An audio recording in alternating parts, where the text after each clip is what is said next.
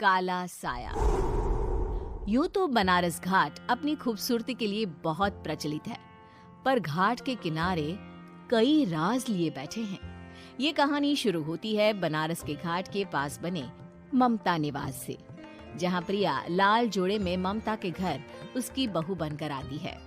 आओ आओ बहू, घर को अपने पैरों से पवित्र करो। ममता घर की दहलीज पार कर ही रही होती है कि अचानक एक बहुत गंदी सी बास पूरे घर में फैल जाती है।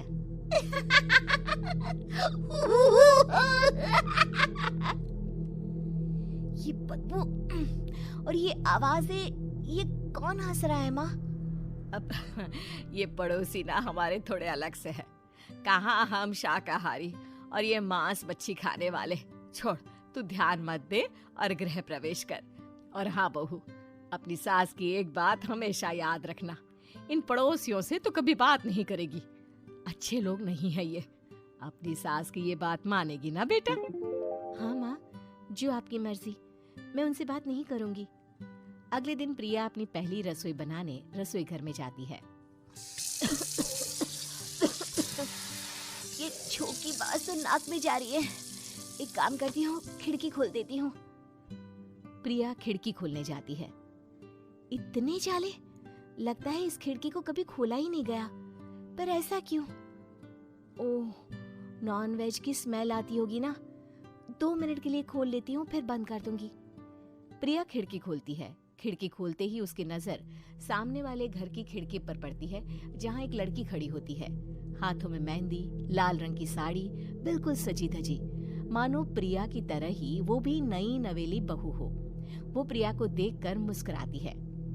हे भगवान, माँ ने तो इनसे बात करने को मना किया था। प्रिया फौरन ही खिड़की बंद कर देती है और तवे पर चढ़े रोटी की ओर देखने लगती है, पर वहाँ रोटी न होकर मछली पड़ी होती है। ये क्या? पहली ही रसोई में इतनी बड़ी गलती! हे भगवान, अब मैं क्या करूं? प्रिया बहुत डर जाती है और फौरन रसोई की सफाई करने और फिर सभी के लिए खाना बनाने लग जाती है। जब वो सबको खाना परोसती है, सब तो ठीक है, मैं बेकार में चिंता कर रही थी। हे भगवान, ऐसे ही बस अपनी कृपा बनाए रखना। रात के वक्त जब सब सो रहे होते हैं, तब प्रिया को पायल की आवाज सुनाई देती है, जिससे उसकी आंख खुल जाती है। ये पायल की आवाज कहाँ से आ रही है? प्रिया उठकर उस आवाज के पीछे छत की सीढ़ियों तक जाती है। तभी उसे बच्चे के रोने की आवाज आती है। प्रिया छत पर जाती है तो क्या देखती है? वही लाल साड़ी वाली लड़की अपनी गोद में एक नवजात बच्चे को घुमा घुमा कर सुला रही है। तभी प्रिया की नजर उसके पेट पर पड़ती है। ओह गॉड, ये तो प्रेग्नेंट भी है। सुनिए, बच्चा सो नहीं रहा है क्या? मैं कुछ मदद करूं? नहीं नहीं, आपके घर वालों को अच्छा नहीं लगेगा, मैं संभाल लूंगी। स्नेहा की गोद से बच्चा हाथ मारकर प्रिया की गोद में आने को छटपटाने लगता है। दोनों घर अगल बगल में बने होने के कारण प्रिया उस बच्चे को गोद में ले लेती है। प्रिया के पास आते ही वो सो जाता है। बच्चे का वो स्पर्श रात भर प्रिया भूल नहीं पाती और अगली सुबह वो छत पर कपड़े सुखा रही होती है। तभी उसे एक औरत इशारा करके बुलाती है। स्नेहा कह रही थी बाबू तुम्हारी गोद में आते ही सो गया। मैं गौरी, स्नेहा की माँ हूँ। बहू, घर आना, बाबू को खिला भी लेना। शाम को जब घर पर कोई नहीं रहता, बच्चे से मिलने के लिए प्रिया छिपकर अपनी पड़ोसन के घर चली जाती है और कुछ देर बच्चे को खिलाकर वापस लौट आती है। इसके कुछ दिन बाद ही प्रिया को पता चलता है कि वो माँ बनने वाली है। ममता की खुशी का ठिकाना नहीं रहता।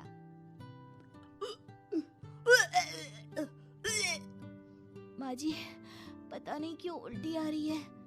प्रिया भागती हुई वॉशरूम में जाती है तो हरे और लाल रंग की उल्टी करती है। उस उल्टी में से कीड़े निकलते हैं।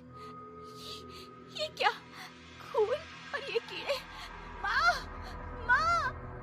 प्रिया की आवाज सुनकर ममता दौड़ कर आती है, पर बेसिन में कुछ नहीं होता। प्रिया हक्की बक्की रह जाती है। ये सब क्या हो रहा है? प्रिया घबरा जाती है और अपने कमरे में जाकर सो जाती है। डर के कारण वो इतनी थक जाती है कि उसकी आंख लग जाती है। तब उसे ऐसा लगता है उसके पेट पर मानो कोई बैठा हुआ हो। कौन हो? प्रिया के पेट पर एक 5 महीने की बच्ची बैठी हुई थी, जो बुरी तरह जली हुई थी। माँ, तुम ही मुझे लाई ना अपने पेट में। मैं तुम्हारी माँ नहीं हूँ। कौन हो तुम? माँ, देखो मैं जल गई बुरी तरह से। 6 महीने पेट में रहने को भी मुझे नहीं मिला। सहला दो ना माँ। बचाओ, बचाओ, माँ। ममता दौड़कर कमरे में आती है। प्रिया की बातें सुनकर वो सब समझ जाती है। तू कहीं बगल वाले घर में तो नहीं जाकर आई ना बहू? मुझे माफ कर दो, मैं गई थी माँ।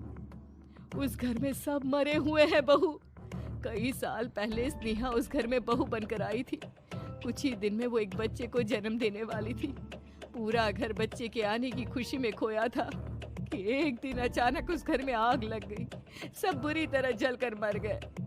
गौरी आज भी दादी बनने का इंतजार कर रही है और इसीलिए स्नेहा ने अपना अजन्मा बच्चा तुम्हारी कोख में डाल दिया।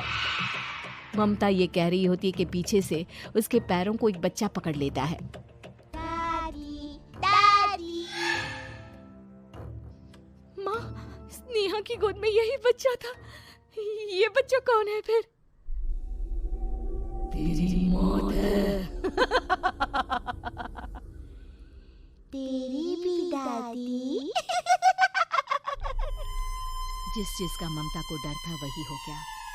ममता निवास के ऊपर मौत ने चादर बिछा दी थी। प्रिया का पेट ऐसे बढ़ जाता है मानो 9 महीने का हो। 2 हाथ उसके पेट से बाहर निकलते हैं। बहू, संतोष को फोन कर, किसी पंडित जी को बुला बहू। प्रिया का पति भागता हुआ घर आता है। ये तो होना ही था माँ। तेरा पाप तेरे सामने आ गया तो तू सह नहीं पा रही है। स्नेहा घर में आग लगी नहीं थी, माँ ने लगाई थी, प्रॉपर्टी की लालच में। और वो बच्चा मेरी पहली पत्नी का बच्चा है, मेरा बेटा, जो कि उस आग की चपेट का शिकार हो गया था। मैंने तुमसे ये सब माँ के कहने पर छुपाया था। मुझे माफ कर दो प्रिया। तुम अगर चाहो तो यहाँ से जा सकती हो। मैं तुम्हें किसी भी बंधन में रखना नहीं चाहता। मेरी शादी हुई है आपसे, मैं आपको छोड़ नहीं सकती, पर उससे पहले हमें स्नेहा, उसकी माँ और बच्चे की आत्मा की शांति करवानी होगी। संतोष और ममता गौरी के घर जाते हैं। अंदर सब कुछ जला हुआ होता है। जमीन पर जली हुई लाशें बिखरी हुई थी। ममता रो रो कर अपनी करने की माफी गौरी से मांगती है। प्रिया स्नेहा के घर वालों का अंतिम संस्कार करवा देती है और ममता निवास फिर से आत्माओं के साए से